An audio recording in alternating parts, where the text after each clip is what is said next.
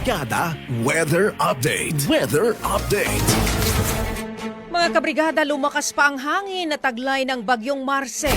Sa 11 a.m. bulletin ng Pag-asa, taglay na nito ang lakas ng hangin na aabot ng 175 kilometers per hour at bugsong aabot hanggang sa 215 kilometers per hour.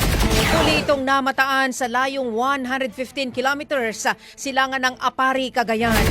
Sa ngayon, nakataas na po ang Tropical Cyclone Wind Signal number 4 sa northern portion ng Cagayan. Kabilang po dyan ang Babuyan Islands, northern portion ng Apayao, northern portion ng Ilocos Norte. Signal number 3 naman sa Batanes, nalalabing bahagi ng Cagayan, nalalabing bahagi ng Apayao, nalalabing bahagi ng Ilocos Norte. Ganon din ang northern portion ng Abra at ang northern portion ng Ilocos Sur. Inaasahan naman ang paglalandfall ng bagyo ngayong hapon o bukas ng umaga bago lumabas ng Philippine Area of Responsibility bukas ng hapon o gabi. Bagong Brigada Balita Nationwide.